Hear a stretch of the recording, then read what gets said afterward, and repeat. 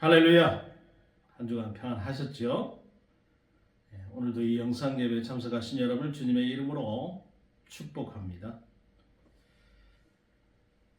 비가 한번 오고 나더니 날씨가 또 갑자기 추워졌습니다. 여러분들 한절기에 건강들 조심하시기 바랍니다. 오늘은 마가복음 10장 17절에서 31절의 말씀인데요. 원래는 우리가 1절부터 31절까지 읽어야 되지만 시간 관계상 17절부터 읽었습니다. 나머지 앞에 있는 절은 여러분들께서 읽어보시면 좋겠습니다. 자, 그래서 오늘은 누가 구원을 얻을 수 있는가 라는 제목으로 여러분과 은혜를 나누고자 합니다. 누가 구원을 얻을 수 있는가? 이 구원론이라고 하는 것은 이 조직신학에서도 상당히 어려운 문제입니다. 누가 구원을 얻을 수 있는가? 여러분들은 구원 받으셨습니까? 여러분들 스스로 나는 구원받은 사람이다 자신할 수 있습니까? 예, 저는 구원받았습니다. 당연히 예수 믿는 사람들은 구원을 받지요. 이렇게 얘기할 수 있습니다만 사실 우리가 예수를 믿는다고 하면서 구원을 받았는가 안 받았는가 라고 얘기할 때 제일 먼저 우리 머릿속에 떠오르는 것은 바로 이 구절이죠. 사도행전 16장 31절에 나오는 바로 이 바울이 얘기했던 주 예수를 믿으라. 그리하면 너와 내 집이 구원을 받으리라. 이 구절이잖아요. 자, 그런데 여러분 이 구절에는 사실 조건이 있습니다. 그냥 예수 믿으면 그냥 다 구원받는다 이렇게 생각할 수 있지만 예수를 믿으면이라고 했어요. 믿어야지 구원을 받는다는 거잖아요. 그러니까 내가 입으로 그냥 예수 얘기만 한다고 해서 구원이 이루어지는 것은 아닙니다. 또 오늘 이 바울이 얘기했던 것은 바로 이 바울이 교도소 안에서 감옥이죠. 감옥 안에서 이제 신라와 함께 이제 밖에 나오지 않습니까? 근데 중요한 죄수가 언제 나오는지도 모르게 나와버렸으니 간수가 이제 자살을 하려고 하죠. 그때 바울이 한 얘기가 바로 이겁니다. 주 예수를 믿어라. 그리하면 너와 내 집이 구원을 받으리라. 결국 이 간수는 그 집에 바울을 모시고 와서 그 가정에 하나님을 전파하고 그 가정이 구원을 얻었다. 성경에 이렇게 돼 있어요. 맞습니다. 그럴 때 구원받죠. 근데 단순히 우리가 입으로 얘기하는 행위만으로 구원을 받을 수는 없습니다. 나는 예수 믿어요? 당연하죠. 내가 교회 다니는데 예수를 믿지. 그러면 안 믿습니까? 입으로는 얘기하죠. 그런데 그에 따른 행위가 전혀 없으면 그건 예수를 믿는다고 할 수가 없죠. 여러분들 스스로 한번 생각해 보십시오. 내가 교회에 봉사를 많이 하고 헌신을 많이 하고 또 사회에 나가서도 많은 일들을 하고 그런다고 해서 여러분 구원이 이루어졌다고 얘기할 수 있습니까? 그 행위만으로 구원을 받았다고 얘기하는 사람들이 많이 있어요. 근데 결코 구원은 그렇게 이루어지는 것이 아니다라는 것입니다. 자, 그런 문제를 우리가 오늘 가지고서 이 말씀을 볼 필요가 있어요.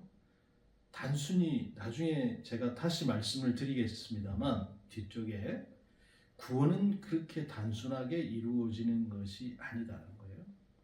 또 그 신라가 바울이 그 가정에 가서 하나님을 전했을 때 그 가정이 다 믿고 구원을 받았다. 물론 마음으로 받았다고 할 수 있죠. 그 문제에 대해서도 우리가 나중에 그 말씀 뒷부분에 다시 한번 생각해 보도록 하겠습니다. 자, C.S. 루이스라는 사람이 순전한 기독교라는 책에서 이런 말을 한 적이 있어요. 만일 내 안에 이 세상의 어떤 경험도 결코 만족시켜 줄 수 없는 갈망이 있다면 나는 다른 세상을 위해 지음을 받은 것입니다. 자, 이 말은 그가 말하는 이 다른 세상은 성경은 바로 하나님 나라다 이렇게 표현하고 있어요. 누가 하나님 나라에 들어갈 수 있는가? 누가 구원을 얻는가? 오늘 말씀이 우리에게 그 해답을 제시해 주고 있다는 것입니다. 자, 그렇다면 여러분이나 저나 하나님 나라에 들어가야 될 텐데 그 나라에 들어가려고 하면 어떻게 되는가?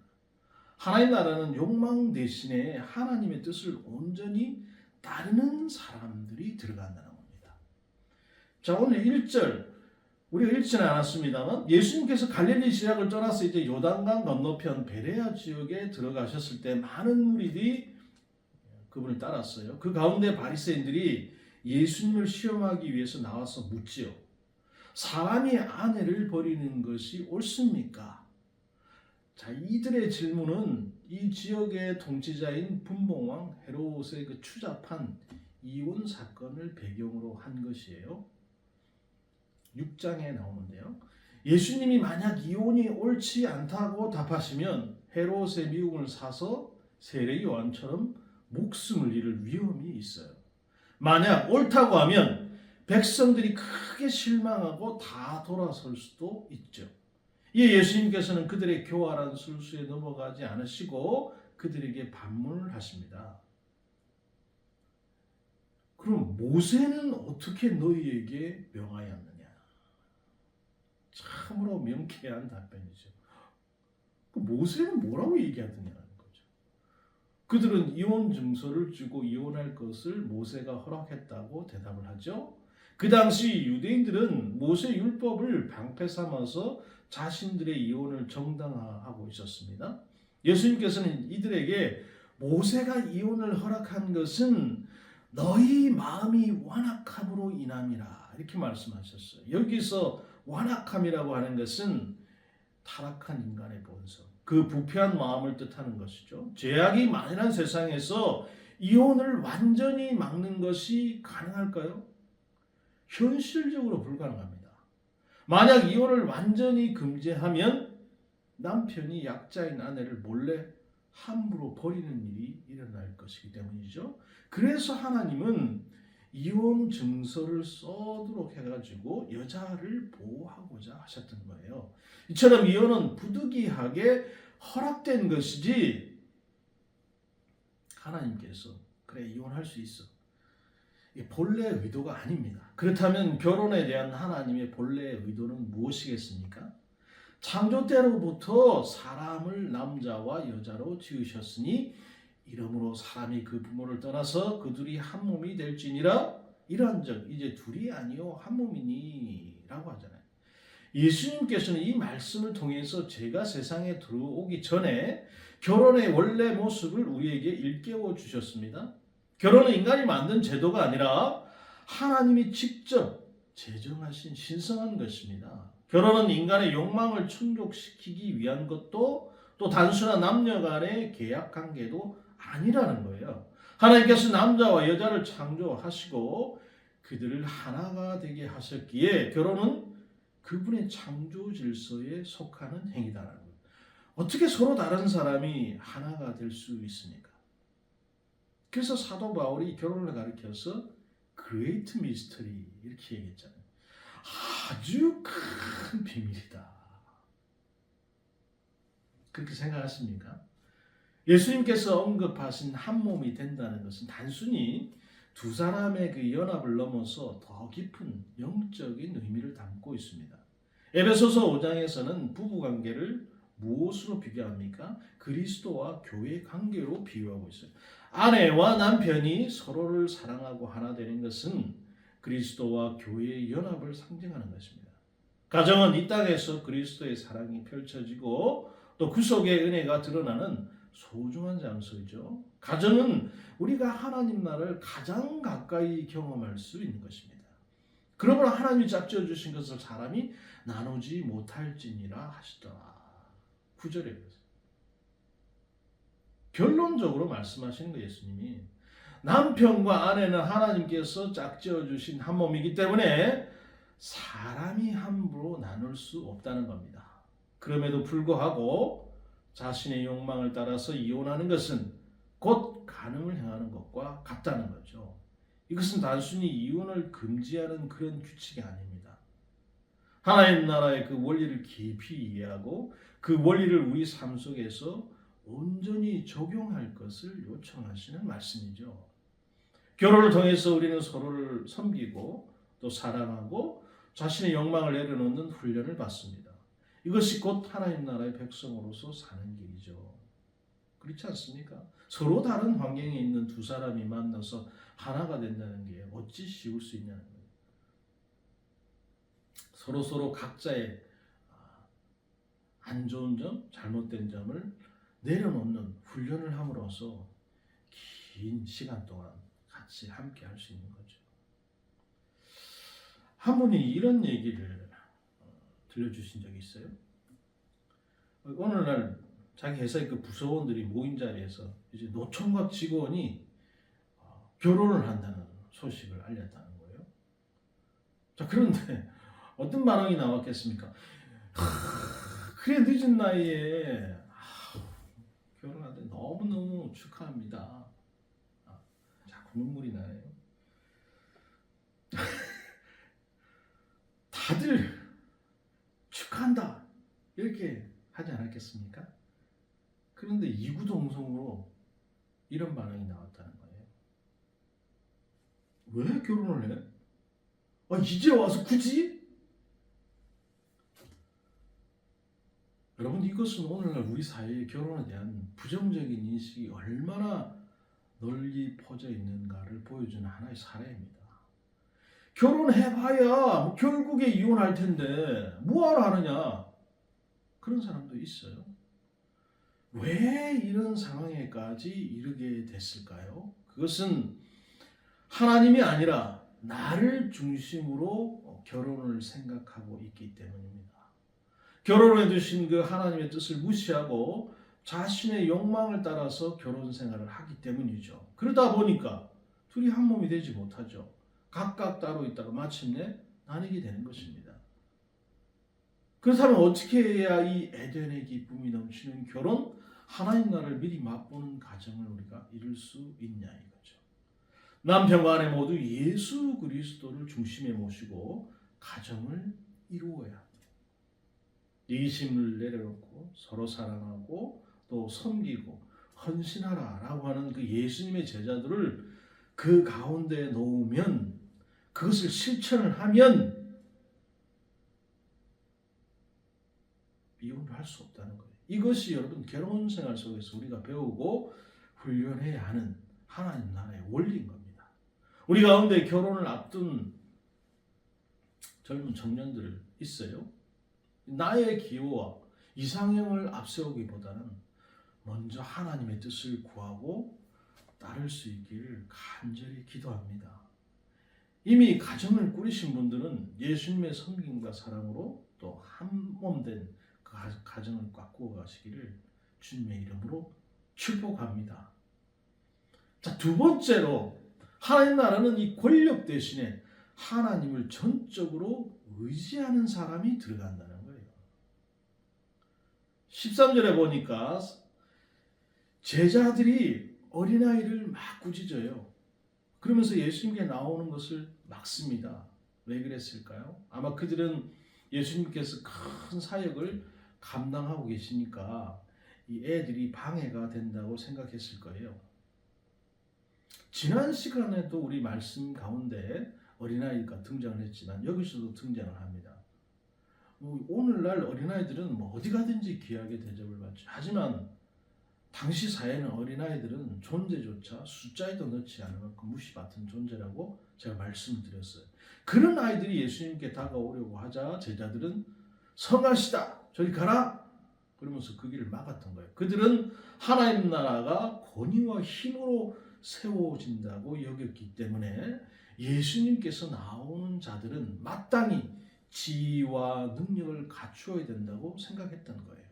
하지만 예수님께서는 제자들의 생각을 완전히 뒤집어 놓으십니다.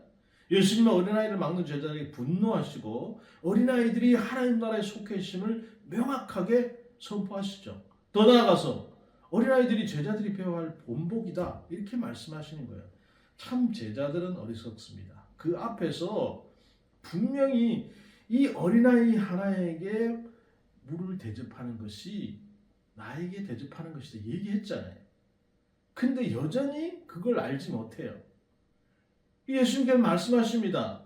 내가 진실로 너에게 이르노니 누구든지 하나님 나라를 어린아이와 같이 받들지 않는 자는 결탄코 그곳에 들어가지 못하리라. 여기서 예수님이 강조하신 어린아이의 특징이 무엇이겠습니까?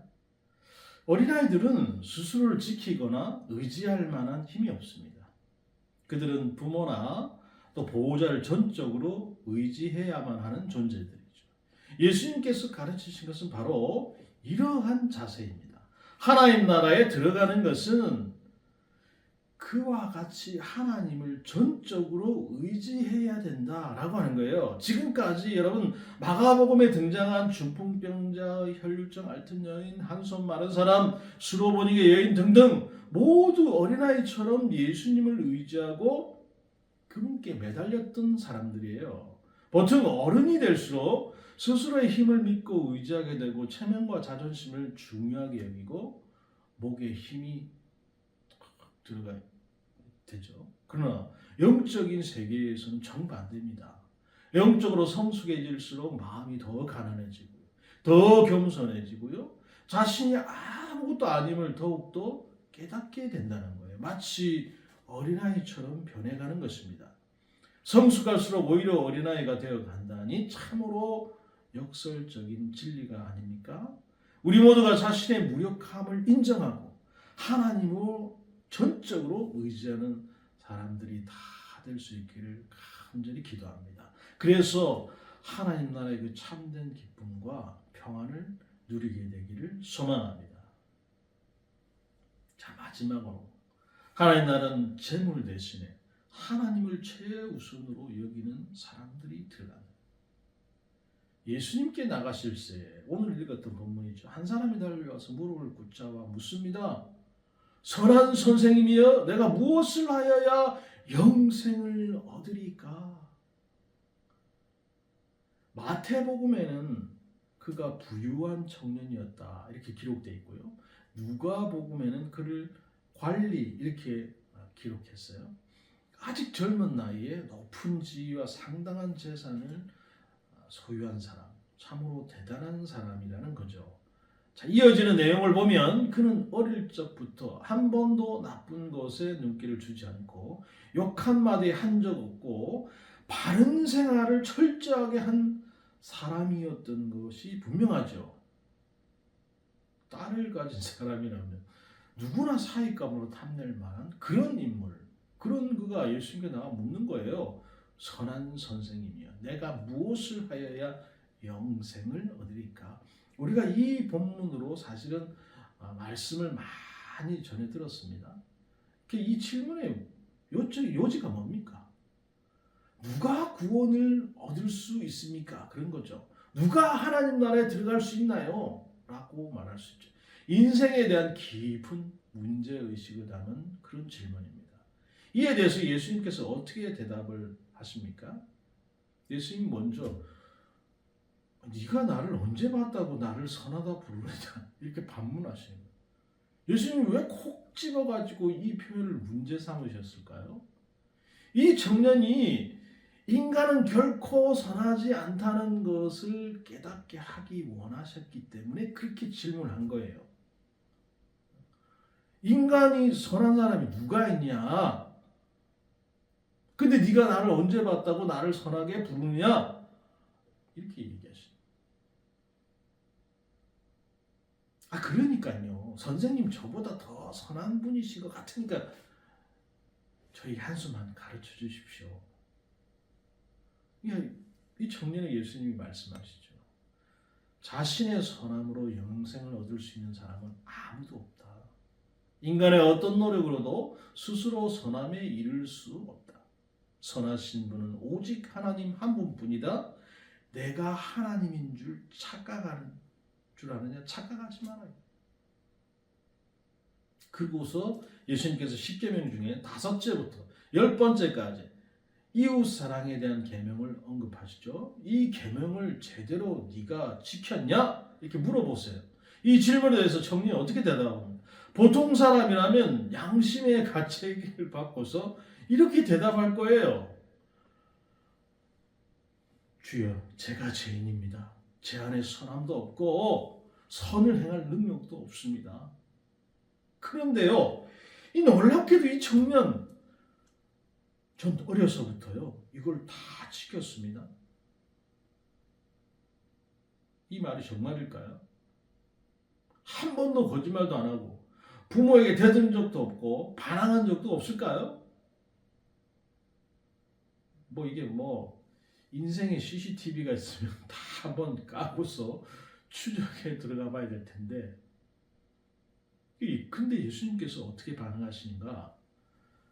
그를 보시고 사랑하사 이르시되 너한테 아직 부족한 게 한 가지 있다.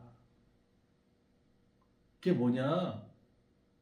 네가 갖고 있는 거 다 팔아서 가난한 자에게 주고 그러면 하늘에서 보화가 네한테 있을 것이고 그리고 나서 나를 따라.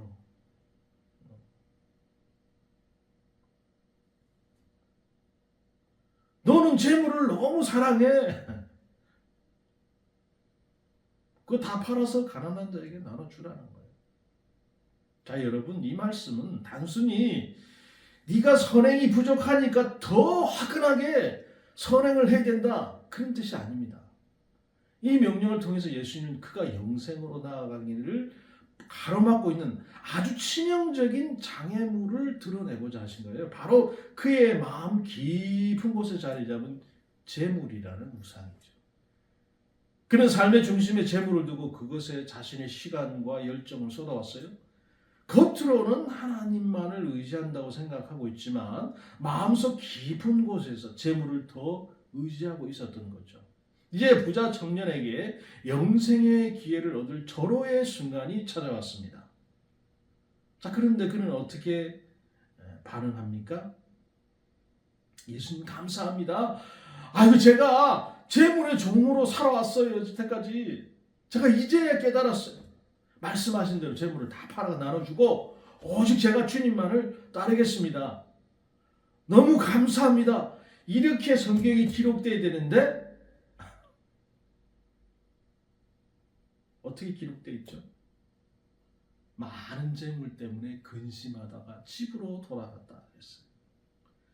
그는 영생을 간절히 원했지만 자신의 재물을 포기할 수 없었던 거죠.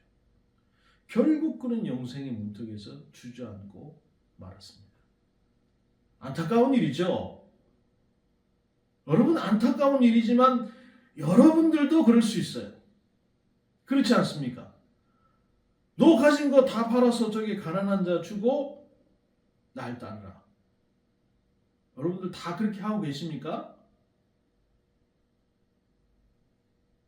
그러니까 여러분, 이 이야기는 부자 청년에게도 힘든 일이고요, 우리에게도 힘든 일일 수밖에 없는 겁니다.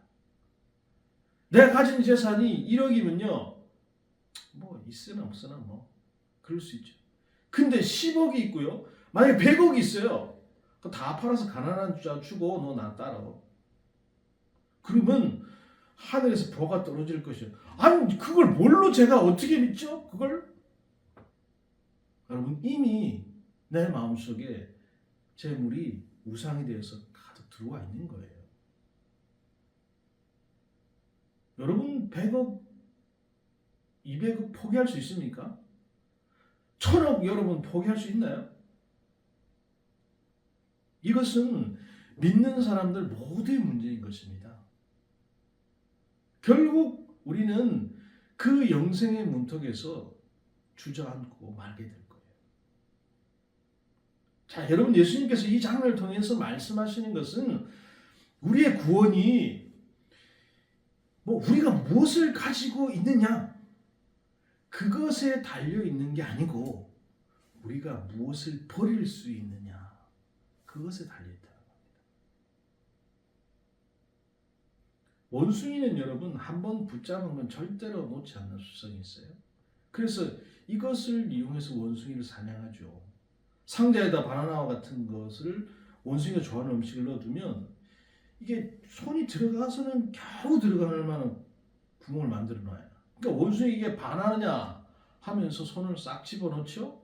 일단 움켜진 다음에는 손이 상자 밖으로 빠져나오질 못하는 거죠. 그 바나나만 그냥 놓으면 되는데 욕심 때문에 놓지 못하는 거예요.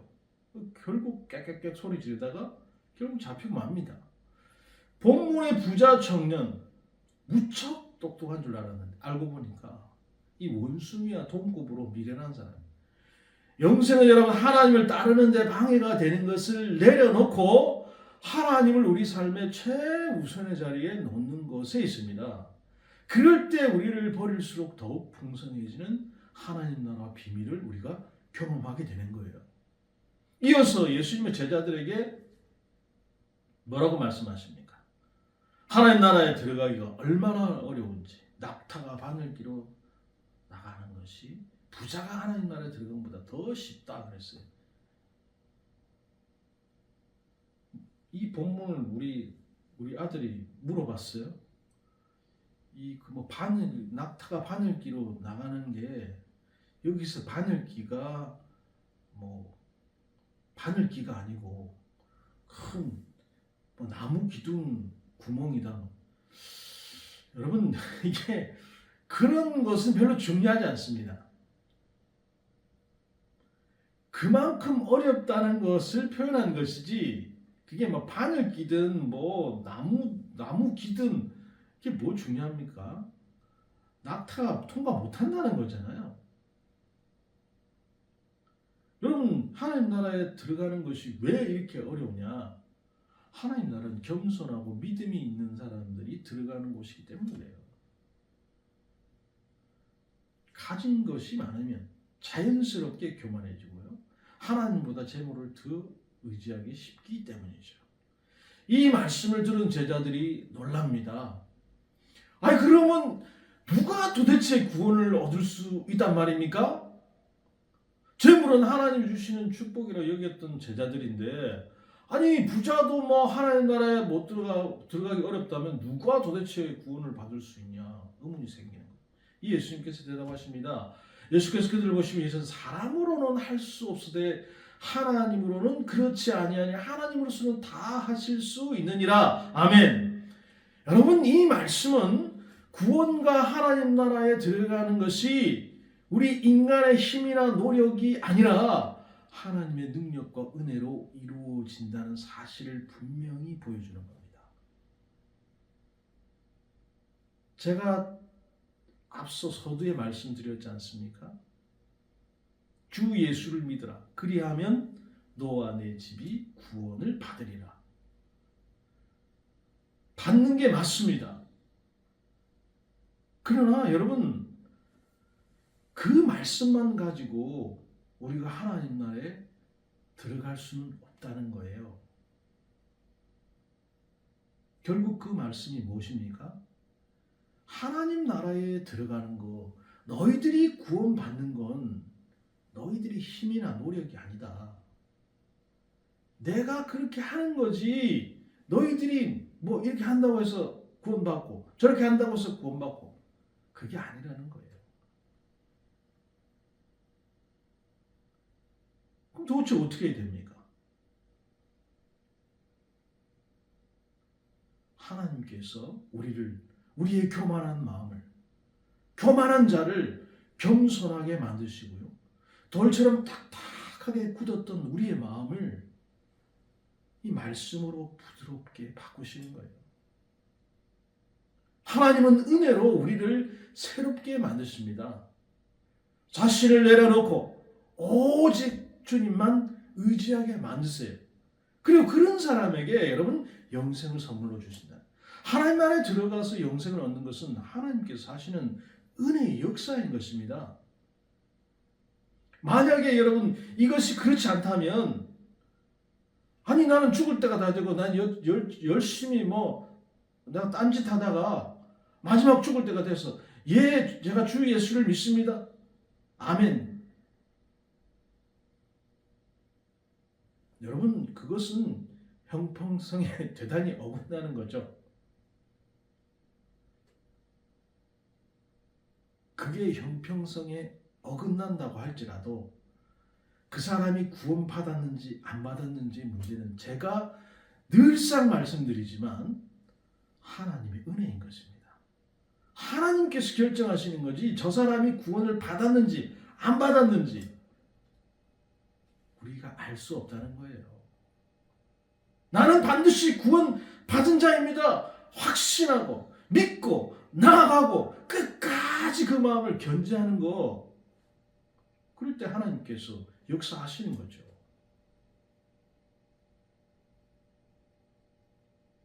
사랑하는 여러분, 이 은혜의 역사의 산 증인이 있는데요, 바로 베드로입니다. 보소서 우리가 모든 것을 버리고 주를 따랐나이다. 예수님이 제자들에게 약속을 하시잖아요. 예수께서 이르되 내가 진실로 너에게 이르노니 나와 복음을 위하여 집이나 형제나 자매나 어머니나 아버지나 자식이나 전토를 벌인 자는 현세에서 집과 형제 자매 어머니의 전토를 벌인 100배나 받되 박해를 겸하여 받고 내세의 영생을 받지 못할 자는 없느니라 그랬어요. 누구든지 예수를 따르기 위해서 재물을 희생하고 가족보다 주님과의 관계를 더 우선시한다면 그에 대한 보상을 이 땅에서 여러 배로 받게 될 것이고 내세에서 영원한 생명을 받게 될 것이다 라는 게 예수님의 약속이에요. 우리가 이미 그 보상을 경험하고 있습니까? 아니면 경험하고 있지 않습니까? 우리는 이미 경험하고 있습니다. 우리에게는 우리가 사는 집보다 몇 배나 더 큰 믿음의 공동체가 있고요. 부모님과 같고 형제 같은 동역자들이 있는 거죠. 내적으로 돈으로 살 수 없는 구원의 평안과 기쁨을 누리고 성령의 임재 가운데 하나님 나라를 미리 맛보면서 우리는 살아가고 있어요. 그리고 장차 우리는 하나님 나라에서 주님과 함께 영원히 살게 될 것입니다. 분명합니다. 지금처럼 우리가 이렇게 주님을 섬기고 나아간다는 말이죠. 제가 한 번 중에 영국의 폴리지라는 사람이 있어요. 이분이 22년 동안 무신론자로 살았습니다. 저도 그런 말씀 제가 드린 적이 있었는데, 예수님은 그저 욕하는 그런 한 부분이었던 사람이에요. 술과 파티 즐기고요.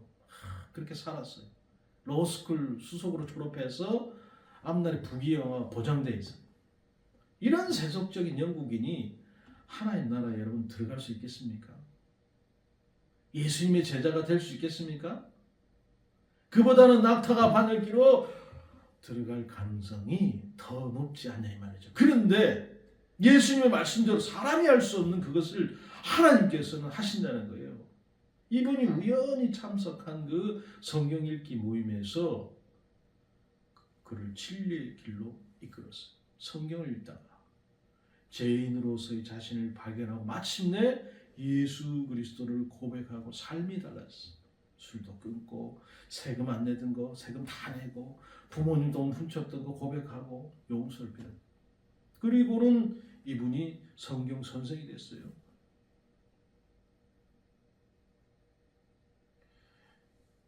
사랑하는 여러분, 이제 우리 시대 가운데 이분들처럼 바늘길을 통과하는 그 낙타들에 대해 계속해서 이어지기를 간절히 기도합니다.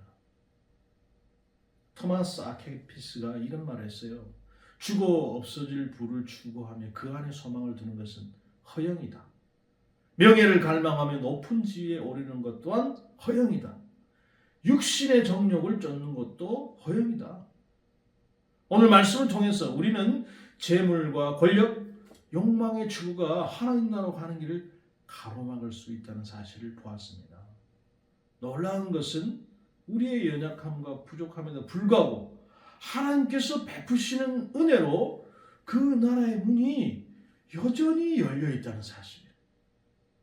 오늘 예수님께서 우리에게 주신 말씀을 우리가 마음에 새기고 우리 삶 속에서 재물, 권력, 욕망이 아니라 하나님을 최우선으로 두는 삶을 선택하시길 주님의 이름으로 축복합니다.